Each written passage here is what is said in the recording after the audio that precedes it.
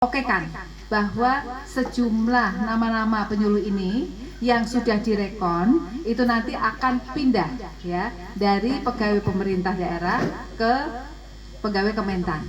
Nah nanti kalau sudah ada surat tersebut kami mohon dikawal Pak Kadis ya, rekan-rekan penyuluh semuanya tolong dikawal, jangan sampai ada yang ketinggalan ya, soalnya nanti kalau ada yang ketinggalan itu yang bikin lama, balik lagi ini lagi ya, balik lagi. Nah, jangan sampai ada yang ketinggalan.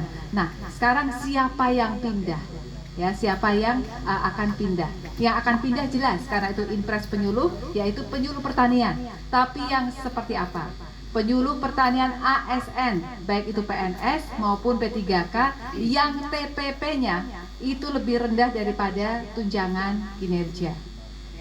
Kenapa demikian? Karena kami diwanti-wanti oleh Kementerian Sekretariat Negara bahwa adanya kebijakan yang baru itu tidak boleh mengurangi kesejahteraan dalam hal ini penyuluh ya.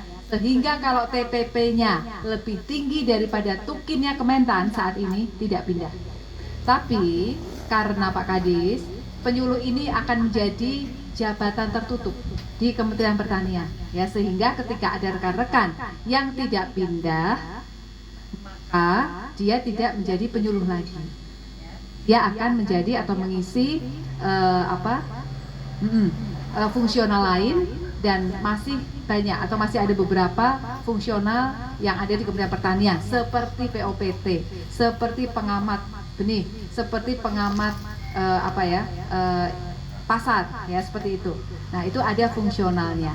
Nah kalau di Kabupaten Sambas saya lihat sepertinya semuanya pindah ini Pak Kadis, karena itu tadi kecuali Pak Kadis dan Pak Kabit ini nggak pindah ya, makanya saya tanya-tanya Bapak penyuluh bukan.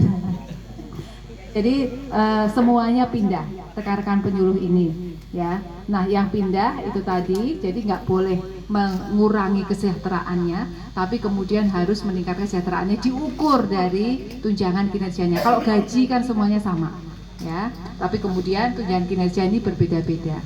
Nah kemudian rekan-rekan semua, kita sangat berharap nanti tank 2026 Januari itu sudah resmi semuanya berada di Kementan yang pindah ya. Kita belum bisa melakukan percepatan, walaupun prosesnya bisa kita percepat, tapi anggarannya ada aturan-aturan tertentu dari Kementerian Keuangan yang memang tidak bisa kita lakukan percepatan karena anggaran ya, karena kan nanti yang akan memberikan gaji, kemudian tukin ya, BOP operasional itu adalah Kementan, seperti itu ya. Nah sehingga ini harus dipersiapkan. Kementerian Keuangan mensyaratkan persiapan keuangan itu harus statement 1 Bapak Ibu ya. Nah ini sudah terlambat untuk tahun 2025.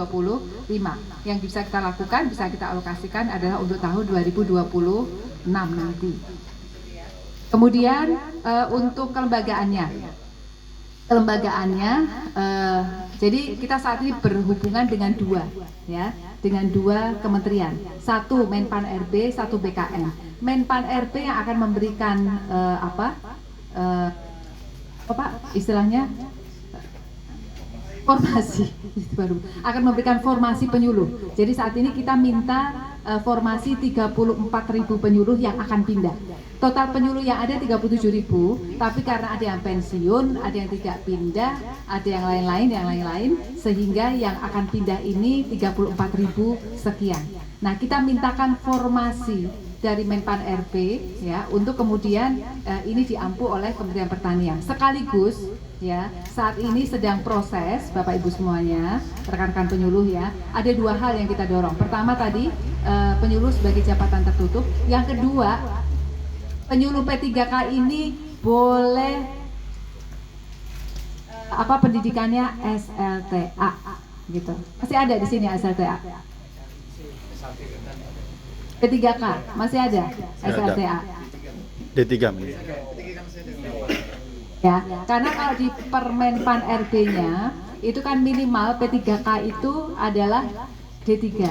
Tapi ternyata masih banyak rekan-rekan dari Bapak Ibu semuanya di sini yang statusnya masih SLTA ya, sehingga ini harus diperbaiki, dan kemudian Pak Menteri sudah mengusulkan untuk yang tadinya D3 ini bisa diturunkan. Nah ini luar biasa ya kebijakannya Pak Menteri, kita berikan tepuk tangan dulu lah loh Pak Menteri ya. kalau di mana-mana aturan itu justru meningkatkan, ini malah Pak Menteri karena memang masih ada penyuluh yang SLTA, maka kemudian diturunkan. Ya, nah itu yang kemudian sedang berproses di Kemenpan RB. Kemudian yang di PKN tadi, ya pemindahan kepegawaiannya dari daerah ke pusat itu juga sedang berproses. Ya, nah kemudian terkait dengan kelembagaannya, kelembagaan juga nanti akan kita tanyakan, akan kita sudah kita usulkan ke Kemenpan RB. Kemenpan RB dan kementerian atau lembaga yang terlibat di dalam proses Inpres ini menyampaikan bahwa yang paling penting itu yang mana? Itu yang kemudian didorong terlebih dahulu. Nah, yang paling penting saat ini adalah memindahkan penyuluhnya, sehingga yang lain-lain ini sifatnya lebih kepada dukungan.